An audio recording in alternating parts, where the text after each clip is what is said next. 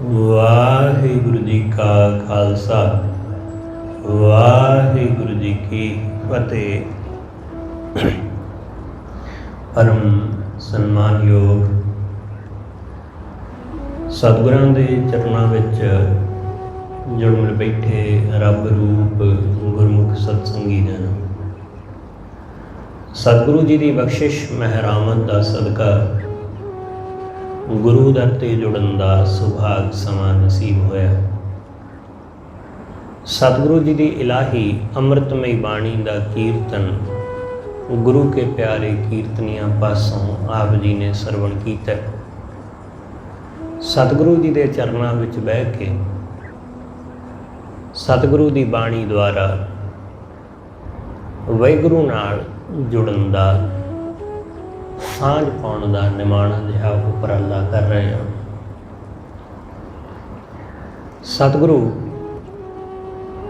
ਰਹਿਮਤ ਕਰਦਿਆਂ ਸਮਝਾਉਂਦੇ ਨੇ। ਸਤਿਗੁਰੂ ਕਹਿੰਦੇ ਇਹ ਸਰੀਰ, ਇਸ ਸਰੀਰ ਦੀ ਜਦ ਤੱਕ ਹੋਂਦ ਹੈ ਤਦੋਂ ਤੱਕ ਹੀ ਸੰਸਾਰ ਦੀਆਂ ਚੀਜ਼ਾਂ, ਉਹਨਾਂ ਦੀ ਮਹੱਤਤਾ ਹੈ। ਸਰੀਰ ਰਾਹੀਂ ਹੀ ਅਸੀਂ ਸੰਸਾਰ ਦੀਆਂ ਚੀਜ਼ਾਂ ਦਾ ਰਸ ਲੈਂਦੇ ਹਾਂ, ਉਹਨਾਂ ਚੀਜ਼ਾਂ ਨੂੰ ਵਰਤਦੇ ਹਾਂ, ਹੰਡਾਉਂਦੇ ਹਾਂ। ਸਰੀਰ ਹੈ ਤਾਂ ਸਾਰੀਆਂ ਚੀਜ਼ਾਂ ਨੇ, ਜੇ ਸਰੀਰ ਨਹੀਂ ਹੈ ਤਾਂ ਉਹਨਾਂ ਚੀਜ਼ਾਂ ਦਾ ਕੋਈ ਵੀ ਲਾਭ ਨਹੀਂ ਹੈ। ਇਸ ਲਈ ਸਾਰੀਆਂ ਸੁੱਖ ਸਹੂਲਤਾਂ ਸਰੀਰ ਦੀ ਖਾਤਰ ਨੇ। ਬੰਦੇ ਨੇ ਜੋ ਕੁਝ ਵੀ ਹੁਣ ਤੱਕ ਖੋਜ ਲਿਆ, ਬਣਾ ਲਿਆ, ਇਨਵੈਂਟ ਕਰ ਲਿਆ, ਉਹ ਸਾਰਾ ਕੁਝ ਸਰੀਰ ਦੀ ਸਹੂਲਤ ਲਈ ਹੈ। ਅਸੀਂ ਐਸੀਆਂ ਮਸ਼ੀਨਾਂ, ਐਸੀਆਂ ਰੋਬੋਟਿਕ ਮਸ਼ੀਨਾਂ ਖੋਜ ਲਈਆਂ, ਬਣਾ ਲਈਆਂ, ਜਿਨ੍ਹਾਂ ਨਾਲ ਮਣਾ ਮੂੰਹੀ ਭਾਰ, ਟਨ, ਕਈ ਟਨ ਭਾਰ ਆਸਾਨੀ ਨਾਲ ਚੁੱਕਿਆ ਜਾ ਸਕਦਾ ਹੈ, ਜੋ ਬੰਦਾ ਕਦੇ ਵੀ ਚੁੱਕ ਨਹੀਂ ਸਕਦਾ। ਉਹ ਭਾਰ ਉਹਨਾਂ ਮਸ਼ੀਨਾਂ ਰਾਹੀਂ ਆਸਾਨੀ ਨਾਲ ਚੁੱਕ ਲਿਆ ਜਾਂਦਾ ਹੈ। ਉਹ ਬੰਦੇ ਨੇ ਸਰੀਰ ਦੀ ਸਹੂਲਤ ਵਾਸਤੇ ਐਸੀ ਮਸ਼ੀਨ ਬਣਾ ਲਈ। ਜੋ ਕੰਮ ਸਾਡਾ ਦਿਮਾਗ ਤੇਜ਼ੀ ਨਾਲ ਨਹੀਂ ਕਰ ਪਾਉਂਦਾ, ਉਸ ਕੰਮ ਨੂੰ ਤੇਜ਼ੀ ਨਾਲ ਕਰਨ ਲਈ ਅਸੀਂ ਕੰਪਿਊਟਰ ਇਜਾਦ ਕਰ ਲਿਆ। ਕੰਪਿਊਟਰ ਖੋਜ ਵਿੱਚ ਲੈ ਆਂਦਾ। ਜੋ ਕੰਮ ਅਸੀਂ ਨਹੀਂ ਕਰ ਸਕਦੇ ਸਾਂ, ਉਸ ਵਾਸਤੇ ਮੋਬਾਈਲ ਫੋਨ ਹੋਂਦ ਵਿੱਚ ਆ ਗਿਆ। ਅਸੀਂ ਦੂਰ ਬੈਠੇ ਆਪਣੇ ਕਿਸੇ ਰਿਸ਼ਤੇਦਾਰ ਨਾਲ face to face video call ਤੇ ਗੱਲ ਕਰ ਲੈਂਦੇ ਹਾਂ, ਆਪਣਾ ਦੁੱਖ ਸੁੱਖ ਦੱਸ ਦਿੰਦੇ ਹਾਂ, ਦੁੱਖ ਸੁੱਖ ਪੁੱਛ ਲੈਂਦੇ ਹਾਂ, ਜੰਮਣੇ ਮਰਨੇ ਦੀ ਖਬਰ ਇੱਕ ਪਲ ਵਿੱਚ ਪਹੁੰਚਾ ਦਿੰਦੇ ਹਾਂ। ਇਹ ਸਾਰਾ ਕੁਝ ਕੀ ਹੈ? ਸਰੀਰ ਦੀ ਸਹੂਲਤ। ਜਿਸ ਜਗ੍ਹਾ ਜਾਣ ਨੂੰ ਸਾਨੂੰ ਕਈ ਮਹੀਨੇ ਲੱਗਦੇ ਸਨ, ਹੁਣ ਕੁਝ ਘੰਟਿਆਂ ਦੇ ਵਿੱਚ ਉਹਨਾਂ ਥਾਵਾਂ ਤੇ ਜਾ ਕੇ ਬੰਦਾ ਵਾਪਸ ਮੁੜ ਆਉਂਦਾ ਹੈ। ਸਰੀਰ ਦੀ ਸਹੂਲਤ ਹੈ, ਸਰੀਰ ਦਾ ਸੁੱਖ। ਇਸ ਲਈ ਜੋ ਕੁਝ ਵੀ ਹੈ ਉਹ ਸਰੀਰ ਦੀ ਖਾਤਰ ਹੈ, ਸਰੀਰ ਦੀ ਖਾਤਰ। ਇਹ ਕੰਮ ਧੰਦੇ, ਇਹ ਕਾਰ ਵਿਹਾਰ, ਇਹ ਜੋ ਕੁਝ ਵੀ ਦਿਸਦਾ ਇਹ ਸਭ ਸਰੀਰ ਦਾ ਹੈ। ਤੇ ਜੇ ਸਰੀਰ ਨਹੀਂ ਹੈ ਤਾਂ ਇਹਨਾਂ ਚੀਜ਼ਾਂ ਦੀ ਕੋਈ ਮਹੱਤਤਾ ਨਹੀਂ।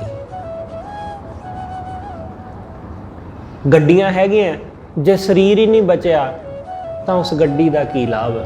ਕੁਛ ਵੀ ਨਹੀਂ, ਕਿਉਂਕਿ ਉਸ ਗੱਡੀ ਵਿੱਚ ਬਹਿਣ ਵਾਲਾ ਤਾਂ ਮਰ ਗਿਆ। ਜੇ ਸਰੀਰ ਨਹੀਂ ਹੈ ਤਾਂ ਚੀਜ਼ਾਂ, ਸੁੱਖ ਸਹੂਲਤਾਂ ਦਾ ਕੀ ਹਾਸਲ ਹੋਣ ਵਾਲਾ? ਕੁਛ ਵੀ ਨਹੀਂ। ਤੁਸੀਂ ਇਹ ਕਹਾਣੀ ਜ਼ਰੂਰ ਸੁਣੀ ਹੋਵੇਗੀ ਕਿ ਸਿਕੰਦਰ ਮਰਨ ਕੰਢੇ ਪਿਆ ਤੋ ਆਪਣੇ ਵੈਦਾਂ ਹਕੀਮਾਂ ਨੂੰ ਬਾਰ-ਬਾਰ ਕਹਿੰਦਾ ਕਿ ਮੈਨੂੰ ਬਚਾ ਲਵੋ, मैं अपने घर चलिया जावां, मैं अपनी माँ नूं मिल लवां जाके आखिरी बेरा, मैं तुहानूं अपना राज दे दिना, मैं तुहानूं अद्धा राज दे दिना, जो मंगोगे कीमत मैं दे दिना।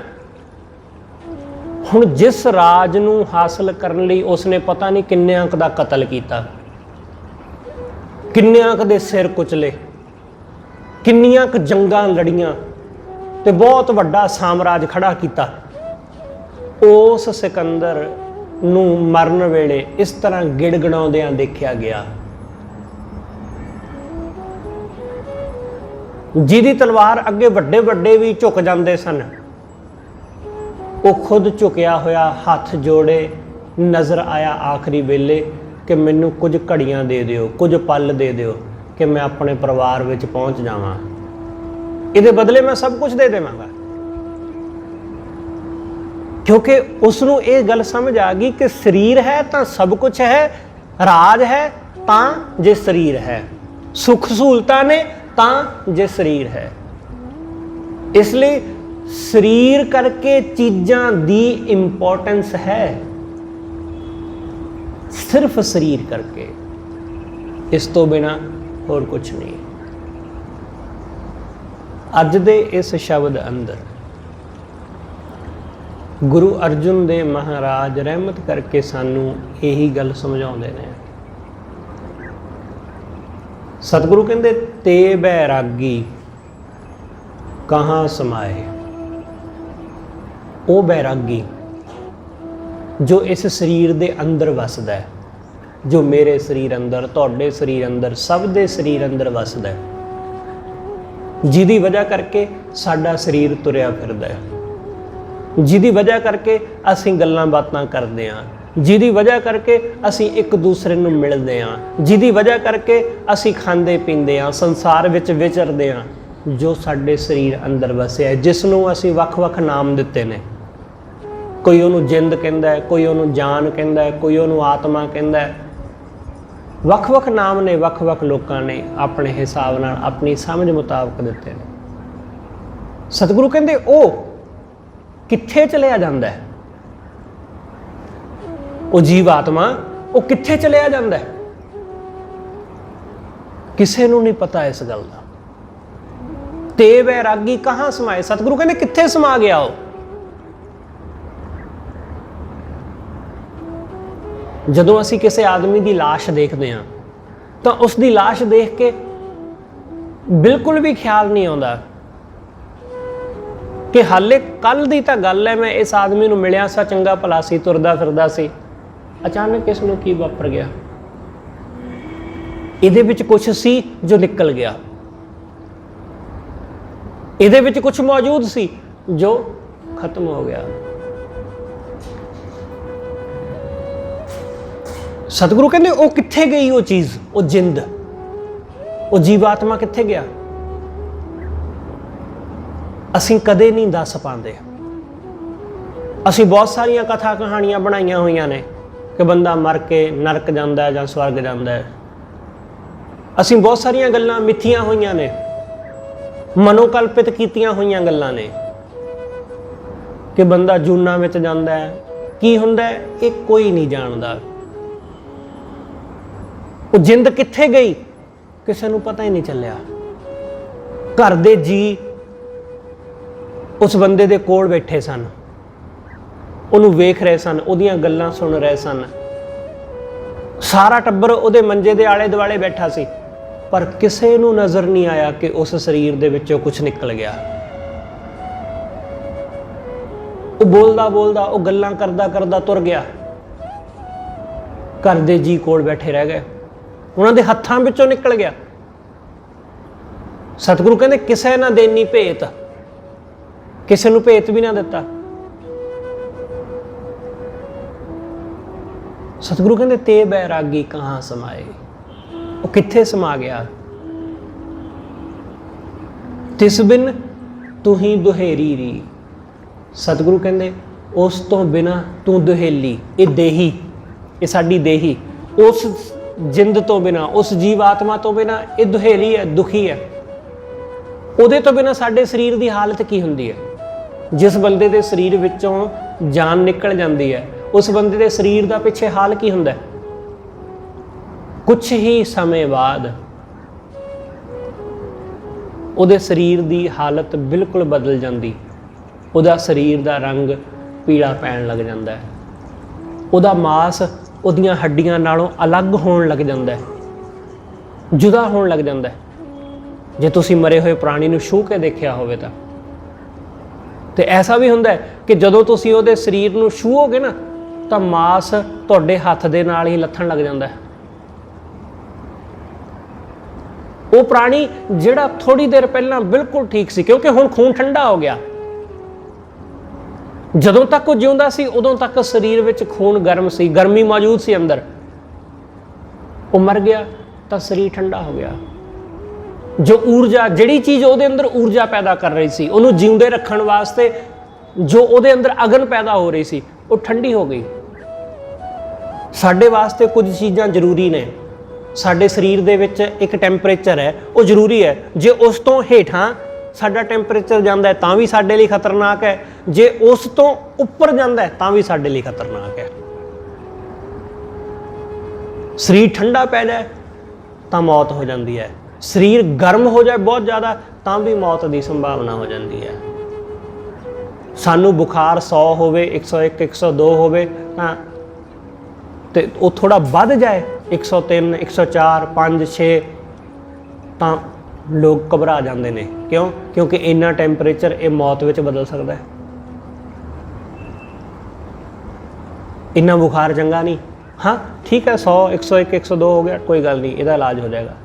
पर ज़्यादा है तो उस उहदे विच दवाई भी नहीं दिंदा डॉक्टर।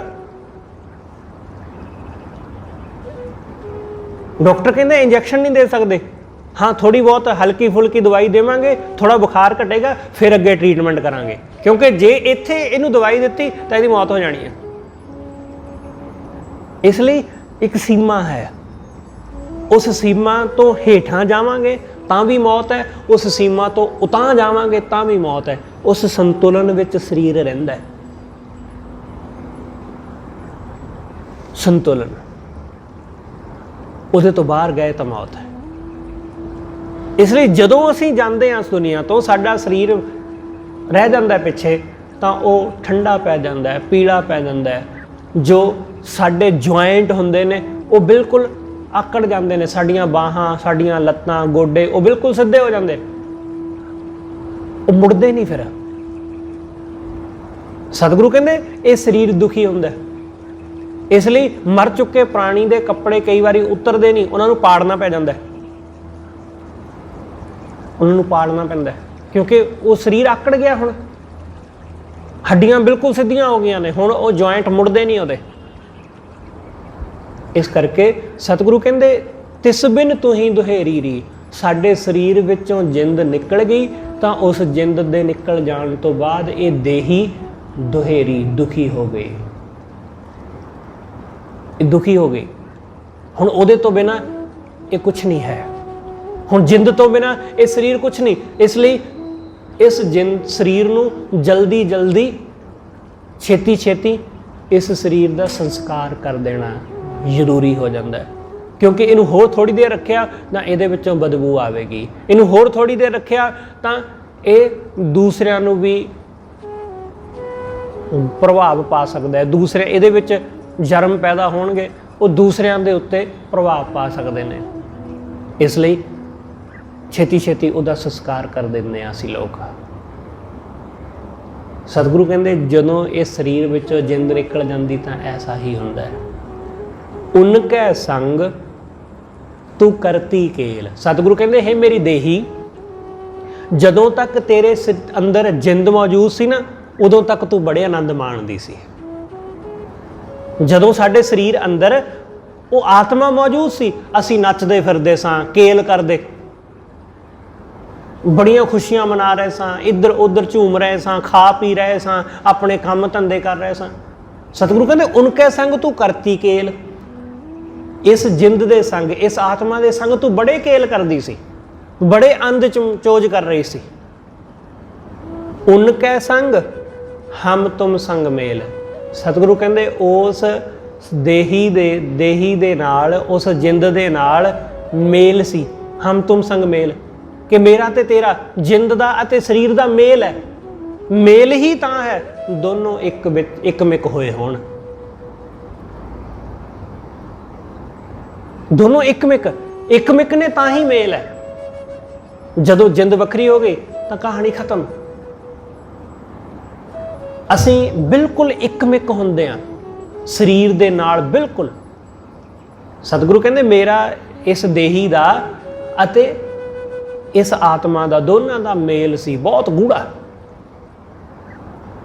ਸਾਡਾ ਇੰਨਾ ਗੂੜਾ ਸੰਬੰਧ ਕਿਸੇ ਨਾਲ ਨਹੀਂ ਹੈ, ਕਿਸੇ ਨਾਲ ਵੀ। ਜਿਹਦੇ ਨਾਲ ਸਾਡਾ ਬਹੁਤ ਜ਼ਿਆਦਾ ਪ੍ਰੇਮ ਹੈ ਨਾ, ਉਹਦੇ ਨਾਲ ਵੀ ਸਾਡਾ ਇੰਨਾ ਗੂੜਾ ਸੰਬੰਧ ਨਹੀਂ ਹੈ ਜਿੰਨਾ ਸਾਡੀ ਜਿੰਦ ਦਾ ਤੇ ਸਾਡੇ ਸਰੀਰ ਦਾ ਸੰਬੰਧ ਹੈ, ਜਿੰਨਾ ਗਹਿਰਾ ਸੰਬੰਧ ਹੈ। ਇਸ ਲਈ ਜਰਾ ਜੀ ਚੋਟ ਵੱਜਦੀ ਹੈ ਜਿੰਦ ਨੂੰ ਤਾਂ ਘਬਰਾਹਟ ਪੈਦਾ ਹੋ ਜਾਂਦੀ ਸਾਡੇ ਅੰਦਰ। ਜਰਾ ਜੀ ਕੋਈ ਘਟਨਾ ਵਾਪਰੇ ਤਾਂ ਸਰੀਰ ਨੂੰ ਲੱਗਣ ਲੱਗ ਜਾਂਦਾ ਕਿ ਮੈਂ ਮਰ ਗਿਆ।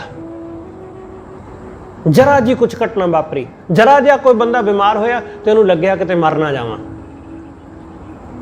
ਜਾਵਾਂ, ਮਤਲਬ ਸਰੀਰ ਦੇ ਵਿੱਚੋਂ ਜਿੰਦ ਨਾ ਨਿਕਲ ਜਾਵੇ। ਸਤਿਗੁਰੂ ਕਹਿੰਦੇ ਉਹਦੇ ਕਰਕੇ ਹੀ, ਉਹਦੇ ਮੇਲ ਕਰਕੇ ਹੀ ਗੱਲ ਹੈ। ਉਨਕੇ ਸੰਗ ਹਮ ਤੁਮ ਸੰਗ ਮੇਲ, ਉਨਕੇ ਸੰਗ ਤੁਮ ਸਭ ਕੋ ਲੋਰੈ। ਸਤਿਗੁਰੂ ਕਹਿੰਦੇ ਜਦੋਂ ਤੱਕ ਸਰੀਰ ਦੇ ਅੰਦਰ ਜਿੰਦ ਹੈ ਤਾਂ ਹੇ ਦੇਹੀ, ਹੇ ਸਰੀਰ, ਤੈਨੂੰ ਸਾਰੇ ਲੋੜਦੇ ਨੇ, ਤੈਨੂੰ ਸਾਰੇ ਚਾਹੁੰਦੇ ਨੇ। ਜਦੋਂ ਸਰੀਰ ਮਰ ਜਾਂਦਾ ਫਿਰ ਕੌਣ ਚਾਹੁੰਦਾ? ਫਿਰ ਕੌਣ ਚਾਹੁੰਦਾ? ਫਿਰ ਕੋਈ ਨਹੀਂ ਚਾਹੁੰਦਾ। ਜਦੋਂ ਤੱਕ ਜਿਉਂਦੇ ਆ ਉਦੋਂ ਤੱਕ ਲੋਕ ਚਾਹੁੰਦੇ ਨੇ, ਉਹ ਮਿਲਦੇ ਨੇ, ਸਾਨੂੰ ਗਲ ਲੱਗਦੇ ਨੇ, ਸਾਡੇ ਨਾਲ ਗੱਲਾਂ ਕਰਦੇ ਨੇ, ਸਾਨੂੰ ਪਿਆਰ ਕਰਦੇ ਨੇ। ਪਰ ਜਦੋਂ ਮਰ ਜਾਂਦੇ ਆ ਉਦੋਂ ਕੌਣ? ਉਦੋਂ ਜੀ ਹਾਂ ਠੀਕ ਹੈ, ਬਸ ਚਿਹਰਾ ਦੇਖ ਲਿਆ, ਚਿਹਰਾ ਦੇਖ ਕੇ ਪਰੇ ਹੋ ਕੇ ਬਹਿ ਗਏ ਬਸ। ਸਤਿਗੁਰੂ ਕਹਿੰਦੇ ਮੇਲ ਮਿਲਾਪ ਉਦੋਂ ਤੱਕ ਹੀ ਹੈ ਜਦੋਂ ਤੱਕ ਸਰੀਰ ਅੰਦਰ ਜਿੰਦ ਹੈ, ਨਹੀਂ ਤਾਂ ਸਰੀਰ ਦੀ ਕੌਣ ਬਾਤ ਪੁੱਛਦਾ ਹੈ। ਇਸ ਲਈ ਅਸੀਂ ਲੋਕ ਖਾਮਖਾਹ ਹੰਕਾਰ ਦੇ ਵਿੱਚ ਫਸੇ ਹੋਏ ਹਾਂ, ਖਾਮਖਾਹ ਹੰਕਾਰੀ ਹੋਏ ਪਏ ਹਾਂ, ਬਿਨਾਂ ਗੱਲ ਦਾ ਹੀ ਹੰਕਾਰ ਕਰਕੇ ਬੈਠੇ ਹੋਏ ਹਾਂ। ਇਸ ਸਰੀਰ ਦਾ, ਇਸ ਸਰੀਰ ਦੀ ਕਿੰਨੀ ਕੁ ਅਹਿਮੀਅਤ ਹੈ ਉਹ ਸਤਿਗੁਰੂ ਇਸ ਬਾਣੀ ਅੰਦਰ ਦੱਸਦੇ ਨੇ। ਉਨਕੇ ਸੰਗ ਤੁਮ ਸਭ ਕੋ ਲੋਰੈ, ਉਸ ਬਿਨਾ ਕੋ ਮੁਖ ਨਹੀਂ ਜੋਰੈ। ਸਤਿਗੁਰੂ ਕਹਿੰਦੇ ਜੇ ਸਰੀਰ ਅੰਦਰ ਜਾਨ ਨਾ ਹੋਵੇ ਤਾਂ ਉਸ ਜਾਨ ਤੋਂ ਬਿਨਾ ਕੋਈ ਸਰੀਰ ਨਾਲ ਮੂੰਹ ਵੀ ਨਹੀਂ ਜੋੜਦਾ, ਇਹਦੇ ਲਾਗੇ ਵੀ ਨਹੀਂ ਕੋਈ ਬਹਿੰਦਾ। ਲੋਕ ਕਹਿੰਦੇ ਛੇਤੀ ਛੇਤੀ ਤੋੜ ਦਿਓ ਜੀ।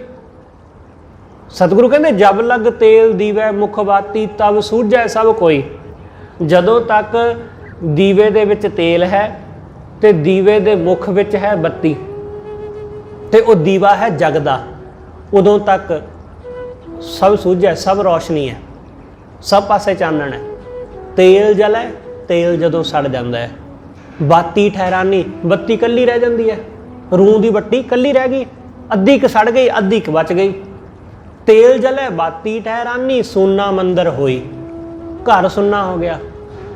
ਰੇ ਬੌਰੇ ਤੋਹੇ ਘੜੀ ਨਾ ਰੱਖੈ ਕੋਈ। ਸਤਿਗੁਰੂ ਕਹਿੰਦੇ ਤੈਨੂੰ ਘੜੀ ਵੀ ਕੋਈ ਆਪਣੇ ਘਰ ਨਹੀਂ ਰੱਖਦਾ, ਘੜੀ ਵੀ ਨਹੀਂ ਕੋਈ ਰੱਖਦਾ। ਤੂੰ ਰਾਮ ਨਾਮ ਜਪ ਸੋਈ, ਤੂੰ ਵਾਹਿਗੁਰੂ ਦੇ ਨਾਮ ਨੂੰ ਜਪ। ਇਸ ਸਰੀਰ ਦੀ ਦਸ਼ਾ ਐਸੀ ਹੋਵੇਗੀ, ਇਹਦੀ ਹਾਲਤ ਐਸੀ ਹੋਣੀ ਹੈ, ਚਾਹੇ ਜਿੰਨਾ ਮਰਜ਼ੀ ਪਿਆਰ ਨਾਲ ਇਹਨੂੰ ਰੱਖਿਆ ਸੀ ਤੂੰ, ਪਰ ਜਦੋਂ ਜਿੰਦ ਨਿਕਲੀ ਉਦੋਂ ਐਸੀ ਹਾਲਤ ਹੋਣੀ। ਇਸ ਕਰਕੇ ਸਤਿਗੁਰੂ ਕਹਿੰਦੇ ਉਸ ਬਿਨਾ ਕੋਈ ਮੁਖ ਨਹੀਂ ਜੋੜੈ, ਉਹਦੇ ਤੋਂ ਬਿਨਾ ਕੋਈ ਮੁਖ ਨਹੀਂ ਜੋੜਦਾ, ਕੋਈ ਨੇੜੇ ਨਹੀਂ ਆਉਂਦਾ। ਮਰੇ ਹੋਏ ਪ੍ਰਾਣੀ ਦੇ ਨੇੜੇ ਕੌਣ ਜਾਂਦਾ? ਲੋਕ ਤਾਂ ਡਰਦੇ ਨਹੀਂ ਜਾਂਦੇ, ਲੋਕ ਡਰਦੇ ਨਹੀਂ ਜਾਂਦੇ। ਆ ਤੁਸੀਂ ਹਸਪੀਟਲ ਜਾਓ, ਹਸਪੀਟਲ ਜਿਸ ਪਾਸੇ ਮੁਰਦਾ ਘਰ ਹੈ, ਮੈਂ ਕਈ ਦਫਾ ਦੇਖਿਆ ਲੋਕ ਉੱਥੋਂ ਦੀ ਗੁਜ਼ਰਦੇ ਨਹੀਂ। ਮੈਂ ਬਹੁਤ ਦਫਾ ਉਧਰ ਦੀ ਗੁਜ਼ਰਿਆ, ਦੇਖਿਆ ਤਾਂ ਲੋਕ ਜਦੋਂ ਦੇਖਦੇ ਨੇ ਕਿ ਮੁਰਦਾ ਘਰ ਲਿਖਿਆ, ਸ਼ਵ ਘਰ ਲਿਖਿਆ, ਲੋਕ ਰਾਹ ਬਦਲ ਲੈਂਦੇ ਨੇ, ਜਦ ਕਿ ਹੈ ਉੱਥੇ ਕੁਝ ਵੀ ਨਹੀਂ ਹੈ, ਮਰ ਗਿਆ ਪ੍ਰਾਣੀ, ਬਸ ਗੱਲ ਖਤਮ ਹੋ ਗਈ। ਪਰ ਲੋਕ ਡਰਦੇ ਗੁਜ਼ਰਦੇ ਨਹੀਂ ਉੱਥੋਂ ਦੀ, ਹੈ ਕੁਝ ਵੀ ਨਹੀਂ ਹੈ। ਕਿਸੇ ਦਾ ਕੋਈ ਬੱਚਾ ਬਿਮਾਰ ਹੋ ਗਿਆ, ਦਵਾਈ ਲੈਣ ਜਾਣਾ ਸੀ ਇੱਥੇ ਹਸਪੀਟਲ, ਉਹ ਕਹਿੰਦੇ ਜੀ ਨਹੀਂ ਜਾਣਾ ਠੀਕ ਹੈ, ਘੁੰਮ ਕੇ ਚਲੇ ਜਾਵਾਂਗੇ ਪਰਿਓਂ ਦੀ, ਪਰ ਆਹ ਮੁਰਦਾ ਘਰ ਵਾਲੇ ਪਾਸਿਓਂ ਦੇ ਨਹੀਂ ਨਿਕਲਣਾ। इधर दी नहीं जाना, मेरे बच्चे ਨੂੰ इधर दी ना लेके जाओ। क्या कमाल है कि बंदा उस मुर्दा घर दे मोहरियों गुजरन तो भी डरदा है। सतगुरु कहंदे उस बिना जद तक जिंद है उदों तक लोग ओदी पुछ पड़ताल करते हैं, पर उस बिना जिंद तो बिना कोई मुख ना जोर है, कोई भी मूँह नहीं जोड़ता, कोई भी नेड़े नहीं आता। इसलिए सतगुरु समझाते ते बैरागी कहाँ समाए। इस शरीर अंदर जो जिंद मौजूद सी, जो बैरागी, वो कित्थे गई, वो कित्थे समा गई जाके, साडी जान वो कित्थे चली गई। तिस बिन तो ही दुहेरी री, हे देही उस जिंद तो बिना, उस आत्मा तो बिना तो दुहेली हो गई, दुखी हो गई। तेरी कोई बात नहीं पुछदा हुण, तू तो मिट्टी दी ढेरी हो गई। रहा उनके संग तू गृह में माहर। जदों साडे शरीर विच जान है उदों तक असी घर दे बड़े माहर हुंदे हां। तू गृह में माहर। सतगुरु कहंदे इस शरीर दे विच तू बड़ी माहर सी, बड़ा अपने आप नूं देही तू सवारदी सी, बड़े कई तरह के मेकओवर करदी सी, वखरे वखरे कपड़े पहनदी सी, वखरा वखरा अपने आप नूं हारदी शिंगारदी सी। पर हुण उनके संग तू होई है जाहर, तू उस जिंद दे नाल ही जाहर हो रही सी दुनिया विच। इस आत्मा दे करके ही असी जाहर हो रहे सां। साडा रूप, साडी सुंदरता, साडा पहरावा, साडा हार शिंगार, साडा सूट बूट, ये उस करके ही प्रगट हो रहा सी। उनके संग तू होई है जाहर, उनके संग तू रखी पपोल। पपोल मतलब पाल पोस के, कि जदों तक जिंद सी उदों तक तू पाल पोस के रखी। बंदा बुढ़ा हो गया, मंजे ते पै गया, पर फिर भी ਉਹਦੀ देखभाल की जाती है। क्यों? क्योंकि हजे ਉਹਦੇ ਵਿੱਚ जिंद है। सतगुरु कहते उनके संग तू रखी पपोल, तेनू पाल पोस के रखा गया है देही, क्योंकि तेरे अंदर जिंद मौजूद सी, इस करके तेनू संभालिया गया।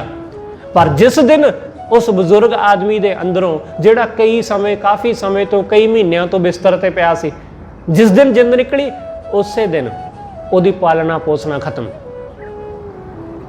देख रेख ਉਹਦੀ खत्म, क्योंकि हुण जरूरत नहीं रह गई, हुण ते बस उसनू संस्कार करना बाकी है। सतगुरु कहते जिंद करके ही तेनू लोग संभाल रहे सन, इसे करके देख रेख कर रहे सन कि हाले जिंद मौजूद है। उस बिना उनके संग तू रखी पपोल, उस बिना तू छुटकी रोल। जदों जिंद निकल गई तो तू रुल गए, छुटकी रोल। सतगुरु कहते रुल गई, देही रुल गई, उस तो बिना रुल गई। तुसीं कोविड में लाशां रुलदियां देखियां ने ना, करोना काल में कि किवें लाशां रुल रहीआं सन।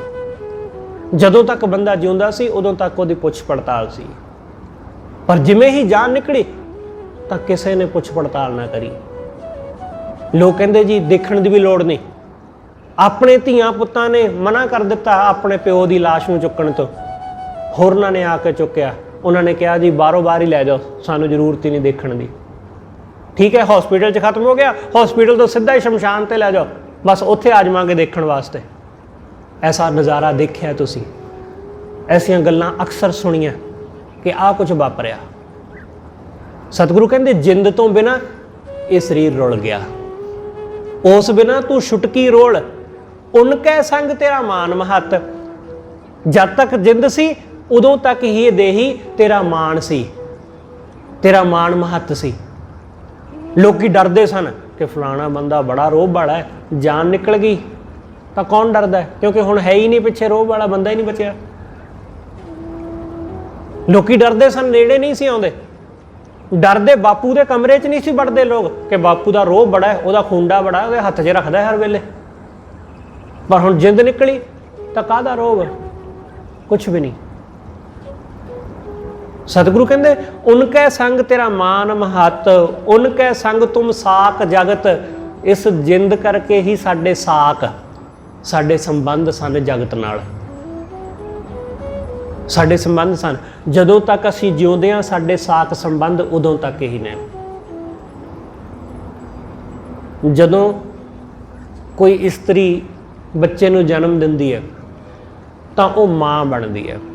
बच्चा ही नहीं जन्मदा, उस बच्चे दे नाल माँ का भी जन्म हुंदा है। आ थोड़े दिन पहला मदर डे लंघिया, मैनू किसी ने पूछा कि भाई साहब तुसीं इहदे बारे कुछ कहो। मैं कहा जी मैं इहदे बारे की कहना है, सिर्फ इन्नी गल कह सकदा है कि हर इस्त्री वास्ते मदर डे उस दिन हुंदा है जिस दिन वो बच्चे नूं जन्म दिंदी है।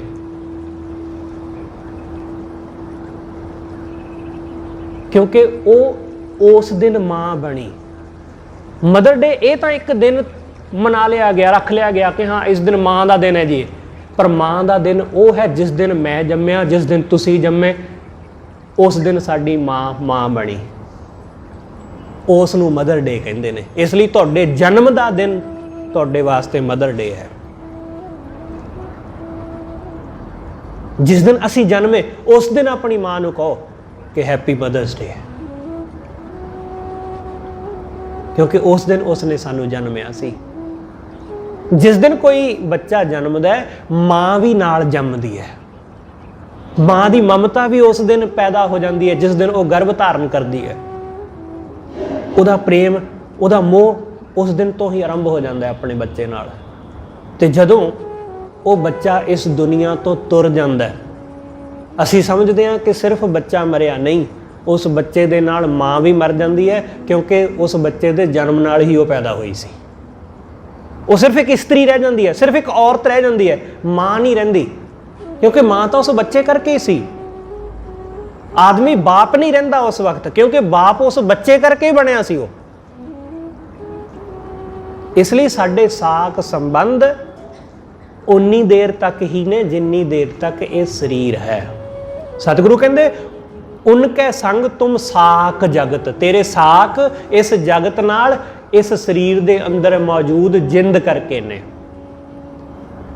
उनके संग तेरी सब विद थाटी, इस दे जिंद दे नाल ही साडा सारा कुछ है। जो कुछ भी असी बनाया, साजिया, थाटिया, जो भी थाट इकट्ठा किया ना असी, ये सब इस जिंद का सदका। उस बिना तू होई है माटी, इस जिंद तो बिना हे देही तू मिट्टी हो जाती है, एक दिन तू मिट्टी विच रुल जाती है। ओ बैरागी मरै ना जाए, पर ये जिंद, ये साडी जीव आत्मा, ये कदे नहीं मरदी। शरीर मर जाता है, वो कदे नहीं मरदी। ओ बैरागी मरै ना जाए, हुक्मे वाधा कार कमाए। ये जीव आत्मा वाहिगुरू दे हुक्म विच वज्जा कार कमाउंदा है। ये उहदे हुक्म विच वज्जा जन्म मरण दे चक्कर विच है। ये उहदे हुक्म विच वज्जा उहदी रजा विच चलदा है। सतगुरु कहंदे हुक्मे वाधा कार कमाए, जोड़ विछोड़े नानक थाप। वो परमात्मा आप ही जिंद अते शरीर दोनों नूं जोड़दा है। आप ही वो इस शरीर दे अंदरों जिंद नूं विछोड़ दिंदा है। जदों वो जोड़दा है उसनूं असीं जन्म कहंदे हां। जदों वो विछोड़दा है शरीर नालों जिंद नूं, उस दिन नूं असीं मौत कहंदे हां। मौत दा दिन, मौत दा दिन। उसनूं असीं बरसी दे रूप विच याद करदे हां कि बरसी है अज। ते जिस दिन शरीर का संबंध जुड़िया सी जिंद नाल, उस दिन नूं असीं जन्म दिन कहंदे हां। सतगुरु कहंदे जोड़ विछोड़े नानक थाप। वो परमात्मा ही जोड़दा है, उही इस जिंद नूं विछोड़दा है। अपनी कुदरत जाने आप, वो अपनी कुदरत, अपनी ताकत, समर्था आप ही जानदा है। असीं नहीं जानदे। साडे शरीर अंदरों जिंद कित्थों आई, शरीर विचों निकल के कित्थे जाएगी, कोई नहीं जानदा। सतगुरु की बाणी का वचन है। सतगुरु कहंदे जदों बंदा मरदा है ना, तां उसनूं कुछ लोग ने वो चिखा विच उहदा संस्कार कर दिंदे ने। कुछ लोग ने उस शरीर नूं पानी विच रोड़ दिंदे ने, बहिंदे पानी विच। कुछ ने उसनूं जमीन विच दफन कर दिंदे ने। कुछ ने उसनूं जानवरां दे विच अगे सुੱਟ दिंदे ने, गिद्धां दे अगे, जानवरां अगे पा दिंदे ने कि वो खा लैण। ऐसा अज भी हुंदा है। ऐसा आ बर्मा वाली साइड है, बर्मा साडे तो कोई बहुता दूर नहीं है, नाल गुआंढी देश है बर्मा, म्यांमार। उत्थे अज भी ऐसे एक कम्यूनिटी है जिहड़ी गिद्धां दे अगे, जानवरां दे अगे मर चुके शरीर नूं सुੱਟ दिंदी है। सतगुरु कहते, गुरु नानक साहब का बचन, सतगुरु कहते इकना नूं चिखा विच साड़ दिता जांदा है, इकना नूं पानी विच रोड़ दिता जांदा है, इकना नूं जानवरां अगे सुट दिता जांदा है, इकना नूं जमीन विच दफना दिता जांदा है। पर यह नहीं दस्सिया जा सकता कि इन्हां दे अंदरों जिंद निकल के कित्थे जांदी है। एक दज्जैं, एक दब्बियां, एक ना कुत्ते खां है, एक पानी विच उसटियां, एक भी फिर हसन पाहे, नानक एव ना जापे कित्थे जाए समाहे। कि बंदे दी जिंद कित्थे जाके समाउंदी है ये कोई नहीं जानता। इसलिए सतगुरु कहते अपनी कुदरत आपे जाने आप। वाहिगुरू अपनी कुदरत आप ही जानदा है, उहदे तो बिना कोई होर नहीं है। ਉਹੀ है सब कुछ जानने वाला। साडे बस कुछ भी नहीं, सानू पता ही नहीं कुछ। सानू की पता है? सानू कुछ भी नहीं पता है। असी देखण दे जानन दे बावजूद भी कुछ नहीं जान पाते। इस करके सतगुरु कहते उस वाहिगुरू दी इस खेड नू समझ ते इस जान कि शरीर उदों तक है जदों तक जिंद है, जिंद निकल गई तो इसकी कोई वैल्यू नहीं रह जानी। सतगुरु रहमत करे सानू गुरु दे शब्द राही इस गल की सोझी आ जाए कि जिंद करके ही सारा कुछ है। अज दा दिन पौंटा साहिब दे विच अज दे दिन एक घटना वापरदी है। उस घटना नू साका पौंटा साहिब करके जानिया जाता है, शहीदी साका पौंटा साहिब। ये कोई बहुत ही पुरानी गल नहीं है, तुहाडिਆਂ विचों बहुतिਆਂ नू तां इस गल का पता होएगा क्योंकि ये घटना अज दे दिन 22 मई 1964 नू वापरी है। कोई बहुता पुराना समा नहीं है, कोई थोड़े ही साल होए ने। वापरिया की सी, जदों महंतां दे कोलों गुरुद्वारिਆਂ नू आज़ाद कराया गया, जिमें साका ननकाना साहिब वापरिया, ते उस घटना तो बाद जिन्ने गुरुद्वारे सन महंतां दे कोल, उन्हां सारे गुरुद्वारिਆਂ नू सिखां ने अपने प्रबंध अपने अधीन कर लिया ते महंतां नू कढ दिता गया। श्रोमणी कमेटी होंद विच आई, श्रोमणी कमेटी ने सारे गुरुद्वारिਆਂ का प्रबंध अपने अधीन कर लिया। पर जिहड़े गुरुद्वारे दूर दुराडे सन, दूर दुराडे उन्हां तक बहुती पहुँच ना हो सके, वो गुरुद्वारे महंतां दे अधीन ही रहे। महंतां दे अधीन, उन्हां दे विचों पौंटा साहिब भी एक ऐसा गुरुद्वारा सी। पौंटा साहिब दा महंत सी लहणा सिंह। लहणा सिंह भला पुरुष सी।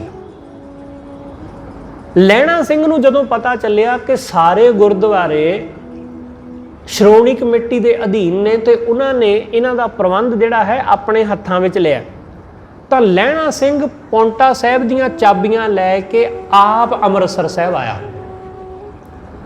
उन्हें अपने हत्थीं चाबियां श्रोमणी कमेटी नूं सिखां नूं दित्तियां कि ये तुसीं लै लवो, तुसीं प्रबंध संभालो। तां उन्होंने लहणा सिंह दी ये निमरता देख के लहणा सिंह नूं कहा कि तुसीं ही उत्थों दा प्रबंध संभालो। तुहाडी निमरता, तुहाडी सेवा, तुहाडी भावना, कुर्बानी देख के असीं तुहाडे हवाले करदे हां, तुसीं संभो। लहणा सिंह पौंटा साहिब की सेवा संभाल करन लग पिया। लहणा सिंह दा पुत्तर है गुरदयाल सिंह। लहणा सिंह की मौत तो बाद गुरदयाल सिंह बनिया महंत। इसने अपने पिता की थां पौंटा साहिब का प्रबंध संभालिया, देख रेख यही करदा सी सारा कुछ। पर यह अपने पिता जैसा नहीं सी, ये व्यभिचारी, ये कुकर्म करने वाला आदमी सी। इसने पौंटा साहिब दे विच बहुत सारे कुकर्म कीते। गुरु घर की माया नूं अपने निजी हितां लई वरतिया।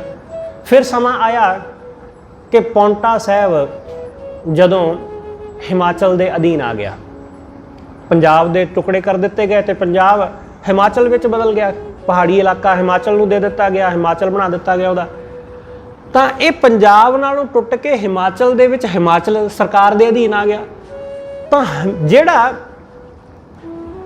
लहणा सिंह दा पुत्तर गुरदयाल सिंह सी, ਇਹਦੀ ਸਰਕਾਰੀ ਅਫਸਰਾਂ ਨਾਲ ਪੁਲਿਸ ਵਾਲਿਆਂ ਨਾਲ ਚੰਗੀ ਬਣਦੀ ਗਈ ਹੁੰਦੀ ਸੀ। ਇੱਕ ਜਥਾ ਪੌਂਟਾ ਸਾਹਿਬ ਪਹੁੰਚਿਆ। ਜਿਹੜੇ ਪੌਂਟਾ ਸਾਹਿਬ ਦੇ ਨੇੜੇ ਨੇੜੇ ਰਹਿਣ ਵਾਲੇ ਸਿੱਖ ਸਨ, ਉਹਨਾਂ ਸਾਰਿਆਂ ਨੂੰ ਪਤਾ ਸੀ ਕਿ ਗੁਰਦਿਆਲ ਸਿੰਘ ਦੀਆਂ ਕਰਤੂਤਾਂ ਦਾ, ਕਿ ਬੜੀਆਂ ਮਾੜੀਆਂ ਕਰਤੂਤਾਂ ਨੇ, ਬੜੇ ਮਾੜੇ ਕੰਮ ਕਰਦਾ ਹੈ ਇਹ ਗੁਰਦੁਆਰਾ ਸਾਹਿਬ ਵਿੱਚ। ਤਾਂ ਉਹਨਾਂ ਨੇ ਕਈ ਦਫਾ ਸ਼ਿਕਾਇਤਾਂ ਵੀ ਕੀਤੀਆਂ ਸ਼੍ਰੋਮਣੀ ਕਮੇਟੀ ਨੂੰ, ਅਕਾਲ ਤਖਤ ਸਾਹਿਬ ਤੇ ਸ਼ਿਕਾਇਤ ਵੀ ਪਹੁੰਚਾਈ, ਪਰ ਕੋਈ ਬਹੁਤੀ ਕਾਰਵਾਈ ਨਾ ਹੋਈ। ਫਿਰ ਇੱਕ ਜਥਾ, ਸਿੱਖ ਸਟੂਡੈਂਟ ਫੈਡਰੇਸ਼ਨ ਦਾ ਇੱਕ ਜਥਾ ਪਹੁੰਚਦਾ। ਉਹਨਾਂ ਨੇ ਸਾਰਾ ਕੁਝ ਪੌਂਟਾ ਸਾਹਿਬ ਜਾ ਕੇ ਆਪਣੀਆਂ ਅੱਖਾਂ ਨਾਲ ਦੇਖਿਆ ਤੇ ਉਹਨਾਂ ਵਿੱਚੋਂ ਕੁਝ ਸਿੱਖਾਂ ਨੇ ਹਰੀਆਂ ਬੇਲਾਂ ਵਾਲੇ ਮਹਾਂਪੁਰਸ਼ਾਂ ਨੂੰ ਇਹਦੀ ਖਬਰ ਦਿੱਤੀ ਕਿ ਪੌਂਟਾ ਸਾਹਿਬ ਦੇ ਵਿੱਚ ਆਹ ਕੁਝ ਵਾਪਰਦਾ। ਬਾਬਾ ਹਰਭਜਨ ਸਿੰਘ ਉਸ ਵੇਲੇ ਪੌਂਟਾ ਹਰੀਆਂ ਬੇਲਾਂ ਦੇ ਜਿਹੜੇ ਸਾਧੂ ਸਨ, ਉਹ ਤੇ ਨਿਹੰਗ ਸਿੰਘਾਂ ਦਾ ਜਥਾ, ਉਹ ਪੌਂਟਾ ਸਾਹਿਬ ਆਇਆ। ਪੌਂਟਾ ਸਾਹਿਬ ਆ ਕੇ ਉਹਨਾਂ ਨੇ ਇਹ ਪ੍ਰਣ ਕੀਤਾ ਕਿ 101 ਅਖੰਡ ਪਾਠ ਸਾਹਿਬ ਦੀ ਲੜੀ ਚਲਾਵਾਂਗੇ, ਇੱਕ ਇੱਕ ਕਰਕੇ ਭੋਗ ਪਾਵਾਂਗੇ, ਤੇ ਜਿਸ ਦਿਨ ਭੋਗ ਪਿਆ ਉਸ ਦਿਨ ਇਸ ਨਾਲ ਗੱਲ ਕਰਕੇ ਗੁਰਦਿਆਲ ਸਿੰਘ ਨਾਲ ਗੁਰਦੁਆਰਾ ਸਾਹਿਬ ਨੂੰ ਪੰਥ ਦੇ ਹਵਾਲੇ ਕਰ ਦੇਵਾਂਗੇ। ਜਦੋਂ ਜਥਾ ਪਹੁੰਚਿਆ, ਇਹਨਾਂ ਨੇ ਅਖੰਡ ਪਾਠ ਸਾਹਿਬ ਆਰੰਭ ਕਰਾਏ। 22ਵਾਂ ਅਖੰਡ ਪਾਠ ਚੱਲ ਰਿਹਾ ਸੀ ਅੱਜ ਦੇ ਦਿਨ 22 ਮਈ ਨੂੰ। ਤਾਂ ਇਸ ਨੇ ਗੁਰਦਿਆਲ ਸਿੰਘ ਨੇ ਪੁਲਿਸ ਨੂੰ ਇਤਲਾਹ ਕੀਤੀ ਕਿ ਇਹ ਇੱਕ ਜਥਾ ਆਇਆ ਹੋਇਆ, ਇਹ ਗੁਰਦੁਆਰਾ ਸਾਹਿਬ ਤੇ ਕਬਜ਼ਾ ਕਰਨਾ ਚਾਹੁੰਦਾ ਹੈ।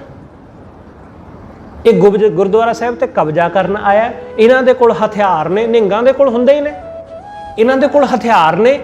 ਇਹ ਮਾਰਨ ਕੁੱਟਣ ਦੀ ਮਨਸ਼ਾ ਨਾਲ, ਇਹ ਲੁੱਟਣ ਦੀ ਮਨਸ਼ਾ ਨਾਲ ਗੁਰਦੁਆਰੇ ਤੇ ਕਬਜ਼ਾ ਕਰਨ ਵਾਸਤੇ ਬੈਠੇ ਹੋਏ ਨੇ। ਤਾਂ ਉਸ ਵੇਲੇ ਦਾ SSP ਚੰਡੇਲ ਉਹਦਾ ਨਾਮ ਸੀ, ਉਹ ਆਪਣੀ ਅਗਵਾਈ ਦੇ ਵਿੱਚ ਬਹੁਤ ਸਾਰੀ ਪੁਲਿਸ ਲੈ ਕੇ ਆਇਆ। ਉਸ ਨੇ ਆਉਂਦਿਆਂ ਸਾਰ ਹੀ ਪੌਂਟਾ ਸਾਹਿਬ ਦਰਬਾਰ ਸਾਹਿਬ ਦੇ ਉੱਪਰ ਗੋਲੀਆਂ ਚਲਾਉਣ ਦਾ ਹੁਕਮ ਦੇ ਦਿੱਤਾ ਤੇ ਅੱਜ ਦੇ ਦਿਨ ਇਹ ਗੋਲੀਬਾਰੀ ਹੋਈ। SSP ਦੇ ਹੁਕਮ ਨਾਲ ਜਿਹੜੇ ਸਿੱਖ ਅਖੰਡ ਪਾਠ ਸਾਹਿਬ ਕਰਦੇ ਸਨ ਉਹ ਮਾਰ ਦਿੱਤੇ ਗਏ। ਅਖੰਡ ਪਾਠ ਸਾਹਿਬ ਖੰਡਿਤ ਹੋ ਗਿਆ। ਦਰਬਾਰ ਸਾਹਿਬ ਵਿੱਚ ਜੋ ਸਿੱਖ ਮੌਜੂਦ ਸਨ ਉਹਨਾਂ ਨੂੰ ਕਤਲ ਕਰ ਦਿੱਤਾ ਗਿਆ। ਬਾਹਰ ਜਿਹੜੇ ਸਿੱਖ ਲੰਗਰ ਵਿੱਚ ਸੇਵਾ ਕਰ ਰਹੇ ਸਨ ਉਹਨਾਂ ਨੂੰ ਕਤਲ ਕਰ ਦਿੱਤਾ ਗਿਆ। ਜਿੱਥੇ ਆਪਾਂ ਪੈਰ ਧੋਂਦੇ ਆ ਨਾ, ਉਹ ਚਬੱਚਾ ਖੂਨ ਨਾਲ ਭਰ ਗਿਆ, ਇੰਨਾ ਉੱਥੇ ਕਤਲੇਆਮ ਹੋਇਆ। ਗੋਲੀਆਂ ਚੱਲੀਆਂ ਦੀਵਾਰ ਦੇ ਉੱਤੇ, ਦਰਬਾਰ ਸਾਹਿਬ ਪੌਂਟਾ ਸਾਹਿਬ ਦੀਆਂ ਕੰਧਾਂ ਦੇ ਉੱਤੇ ਬਹੁਤ ਸਾਰੇ ਗੋਲੀਆਂ ਦੇ ਨਿਸ਼ਾਨ। ਗੁਰੂ ਗ੍ਰੰਥ ਸਾਹਿਬ ਮਹਾਰਾਜ ਜੀ ਦੇ ਸਰੂਪ ਦੀ ਬੇਅਦਬੀ ਹੋਈ। ਜਿਹੜਾ ਸਿੰਘ ਤਾਬਿਆ ਬੈਠਾ ਸੀ ਉਹਦੇ ਗੋਲੀ ਵੱਜੀ, ਉਹ ਸ਼ਹੀਦ ਹੋ ਗਿਆ। ਜਿਹੜੇ ਸਿੰਘ ਅਖੰਡ ਪਾਠ ਸਾਹਿਬ ਕਰ ਰਹੇ ਸਨ ਉਹ ਕਤਲ ਹੋ ਗਏ। ਇੱਕ ਸਿੱਖ ਕੋਲ ਬੈਠਾ ਸੀ, ਜਦੋਂ ਉਹਨੇ ਦੇਖਿਆ ਕਿ ਅਖੰਡ ਪਾਠ ਸਾਹਿਬ ਕਰਨ ਵਾਲੇ ਪਾਠੀ ਸਿੰਘ ਦੇ ਗੋਲੀ ਵੱਜੀ ਤਾਂ ਉਸ ਨੇ ਖੁਦ ਅਖੰਡ ਪਾਠ ਸਾਹਿਬ ਕਰਨਾ ਸ਼ੁਰੂ ਕਰ ਦਿੱਤਾ। ਉਹਦੀ ਲਾਸ਼ ਨੂੰ ਹਟਾ ਕੇ ਉਹ ਪਾਠ ਕਰਨ ਲੱਗ ਪਿਆ, ਉਹਦੇ ਵੀ ਗੋਲੀ ਵੱਜੀ, ਉਹ ਵੀ ਸ਼ਹੀਦ ਹੋ ਗਿਆ। ਇਸ ਤਰ੍ਹਾਂ ਜਿਹੜੇ ਸਿੰਘ ਸ਼ਹੀਦ ਹੋਏ, ਉਹਨਾਂ ਸ਼ਹੀਦ ਸਿੰਘਾਂ ਦੀਆਂ ਲਾਸ਼ਾਂ ਨੂੰ ਪੁਲਿਸ ਨੇ ਚੁੱਕ ਕੇ ਜੰਗਲ ਵਿੱਚ ਲਿਜਾ ਕੇ ਸੰਸਕਾਰ ਕਰ ਦਿੱਤਾ, ਅੱਗ ਲਾ ਦਿੱਤੀ ਤੇ 3 ਲਾਸ਼ਾਂ ਦਿੱਤੀਆਂ। ਆਖਿਆ ਕਿ ਜੀ 3 ਬੰਦੇ ਮਾਰੇ ਗਏ, ਸਿਰਫ 3, ਕਿਉਂਕਿ ਸਰਕਾਰੀ ਅੰਕੜੇ ਐਸੇ ਹੀ ਹੁੰਦੇ ਨੇ, ਸਰਕਾਰਾਂ ਹਮੇਸ਼ਾ ਹੀ ਘੱਟ ਦਿਖਾਉਂਦੀਆਂ। ਉਹਨਾਂ ਨੇ ਕਿਹਾ ਜੀ 3 ਬੰਦੇ ਮਾਰੇ ਗਏ, ਆਹ ਨੇ, ਬਾਕੀ ਸਾਨੂੰ ਕੋਈ ਪਤਾ ਨਹੀਂ। ਪਰ ਦਰਬਾਰ ਸਾਹਿਬ ਦੇ ਵਿੱਚ ਲੱਗੀਆਂ ਗੋਲੀਆਂ ਦੇ ਨਿਸ਼ਾਨ ਦੱਸਦੇ ਸਨ।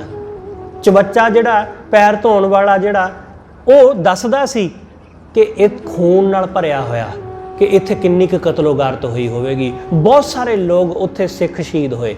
ਇਸ ਘਟਨਾ ਨੂੰ ਸ਼ਹੀਦੀ ਸਾਕਾ ਪੌਂਟਾ ਸਾਹਿਬ ਦੇ ਨਾਮ ਨਾਲ ਜਾਣਿਆ ਜਾਂਦਾ ਹੈ। ਇਹ ਅੱਜ ਦੇ ਦਿਨ 22 ਮਈ 1964 ਨੂੰ ਵਾਪਰਿਆ ਸੀ ਤੇ ਇਸ ਦਿਨ ਨੂੰ ਗੁਰਦੁਆਰਾ ਗੁਪਤਸਰ ਸਾਹਿਬ ਤੇ ਗੁਰਦੁਆਰਾ ਪੌਂਟਾ ਸਾਹਿਬ ਦੇ ਵਿੱਚ ਹਰ ਸਾਲ ਅੱਜ ਦੇ ਦਿਨ ਮਨਾਇਆ ਜਾਂਦਾ ਹੈ। ਉਹਨਾਂ ਸਿੰਘਾਂ ਸ਼ਹੀਦਾਂ ਨੂੰ ਯਾਦ ਕੀਤਾ ਜਾਂਦਾ ਹੈ। ਉਸ ਤੋਂ ਬਾਅਦ, ਇਸ ਘਟਨਾ ਦੇ ਵਾਪਰਨ ਤੋਂ ਬਾਅਦ, ਫਿਰ ਇਸ ਗੁਰਦੁਆਰਾ ਸਾਹਿਬ ਦਾ ਪ੍ਰਬੰਧ ਸਿੱਖਾਂ ਦੇ ਅਧੀਨ ਆਇਆ। ਇਸ ਤਰ੍ਹਾਂ ਇਹ ਸ਼ਹੀਦੀ ਸਾਕਾ ਵਾਪਰਿਆ। ਉਹਨਾਂ ਸਿੱਖਾਂ ਨੂੰ ਜਿਨ੍ਹਾਂ ਨੇ ਸ਼ਹਾਦਤ ਦਿੱਤੀ, ਉਹਨਾਂ ਨੂੰ ਪ੍ਰਣਾਮ। ਹੋਈਆਂ ਭੁੱਲਾਂ ਲਈ ਖਿਮਾ। ਸਤਿਗੁਰੂ ਜੀ ਅਤੇ ਆਪ ਸਰਬੱਤ ਸੰਗਤ ਬਖਸ਼ਣਯੋਗ। ਭੁੱਲਾਂ ਨਾ ਚਿਤਾਰਦੇ ਹੋਏ ਆਖੋ ਜੀ ਵਾਹਿਗੁਰੂ ਜੀ ਕਾ ਖਾਲਸਾ, ਵਾਹਿਗੁਰੂ ਜੀ ਕੀ ਫਤਿਹ।